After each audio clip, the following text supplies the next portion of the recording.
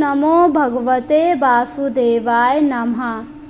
आज नरसिंह चतुर्दशी के पावन अवसर पर मैं आपको बताऊंगी भगवान विष्णु ने नरसिंह अवतार क्यों धारण किया था। तो आइए इसकी व्रत कथा शुरू करें। प्राचीन काल में कश्यप नाम के एक राजा थे। उनकी पत्नी का नाम दिति था। उनके 2 पुत्र हुए, जिनमें एक का नाम हिरण्याक्ष तथा दूसरे का नाम हिरण्यकश्यप था।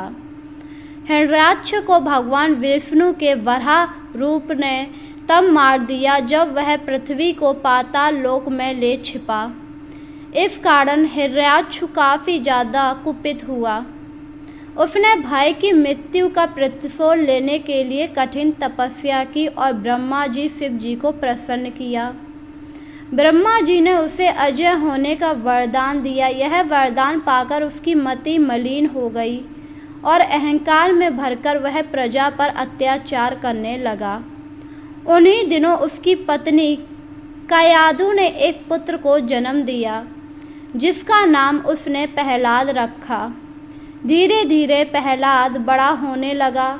हालांकि उसने एक राक्षस के घर जन्म लिया, किंतु राक्षसों जैसे कोई भी उसमें दुर्गुण नहीं थे।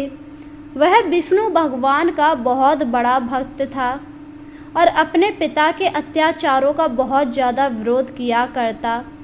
एक बार हिरण्याकश्यप किसी गांव वाले को मार रहे होंगे। उन्हें इस तरह अत्याचार करता देख प्रहलाद ने अपने पिता को समझाया, जिस पर वह काफ़ी ज़्यादा क्रोधित हुए।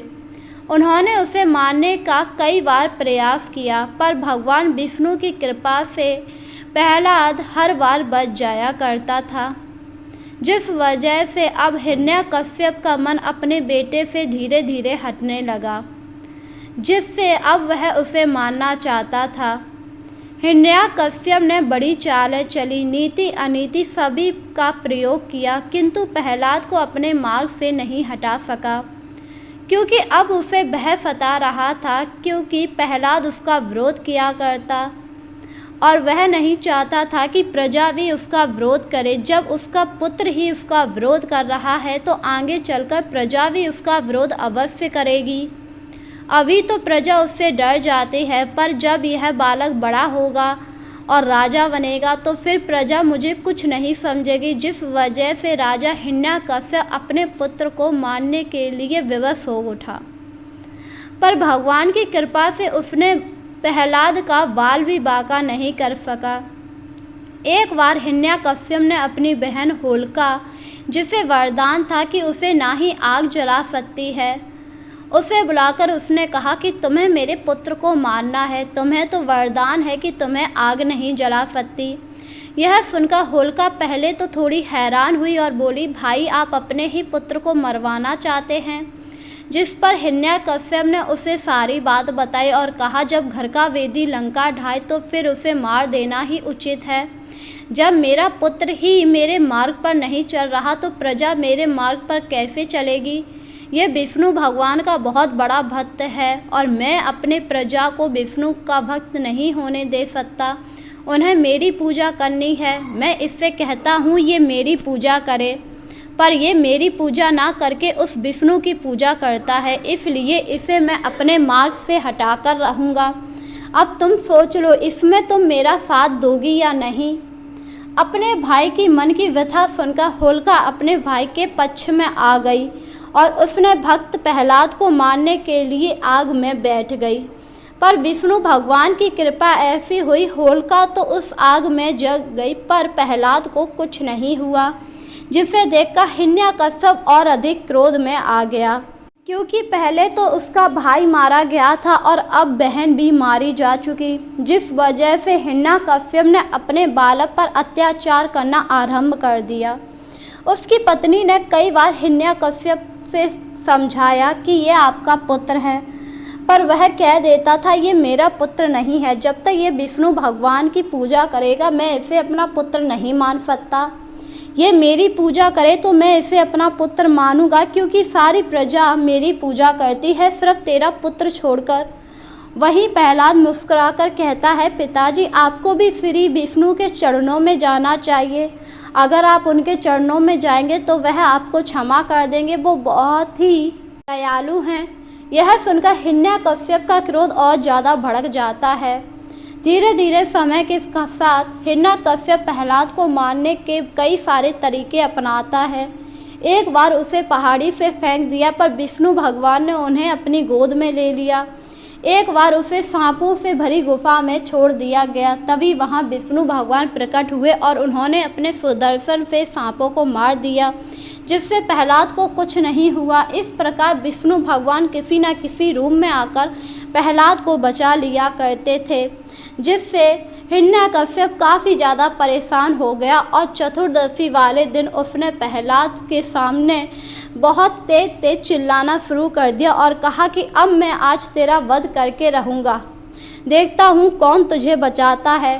क्या तेरा ईश्वर इस खम्भे में है? कहाँ है वो? जिस पर प्रहलाद ने उत्तर दिया कि वो तो हर जगह मौजूद है, आप जहाँ भी उन्हें पुकारोगे वहीं आ जाएंगे। यह सुनकर हिरण्यकश्यप आग बबूला हो उठा और बोला, क्या इस खम्भे में है तेरा विष्णु? अगर इस खम्भे में है तो अभी प्रकट हो जा तो मैं जानूं। मुझे नहीं लगता तेरा विष्णु इस खम्भे में है। हिरण्यकश्यप पूरी तरह से अपनी शक्ति में अंधा हो चुका था, क्योंकि उसे वरदान मिला हुआ था, ना ही उसे दिन में मारा जा सकता, ना ही रात में, ना ही शस्त्र मार सकता, ना ही अस्त्र, ना ही नारी, ना ही नर, ना ही पशु। उसकी हत्या किसी भी प्रकार से नहीं हो सकती। विष्णु भगवान को यह बात पता थी, पर जब उन्होंने देखा कि उनका भक्त अब मुसीबत में है, उसके प्राणों की रक्षा करने के लिए उन्होंने खम्भे से नरसिंह अवतार धारण किया। खम्भा फाड़ कर वह नरसिंह रूप में आए और उन्होंने हिरण्यकश्यप को अपनी जांघ पर रख लिया और जब शाम होने के लिए थी तब चौखट पर आकर उन्होंने अपने नाखूनों से हिरण्यकश्यप का सीना चीर दिया, जिससे उसकी मृत्यु हो गई। यह सब देखकर प्रहलाद काफ़ी ज़्यादा घबरा गए और उन्होंने फिर विष्णु भगवान को शांत करने के लिए उनकी स्तुति की। तब विष्णु भगवान नरसिंह अवतार में शांत हुए थे। तो इस दिन विष्णु भगवान ने नरसिंह का रूप लिया था प्रहलाद को बचाने के लिए, जिसके बाद इस दिन से सभी लोग इसे नरसिंह चतुर्दशी के नाम से जानने लगे। इस दिन विष्णु भगवान के अवतार नरसिंह की पूजा करने से आपका डर दूर हो जाता है, साथ ही विष्णु भगवान आपकी रक्षा करते हैं। अगर आपके ऊपर कोई भी विपत्ति हो, विष्णु भगवान सारी विपत्तियों को दूर कर देते हैं। वहीं वह आपके और आपके परिवार की सुरक्षा करते हैं। आपको इस दिन सुबह जल्दी उठ जाना चाहिए। नहा धोकर तैयार होने के बाद आपको विष्णु भगवान की स्थापना करनी चाहिए।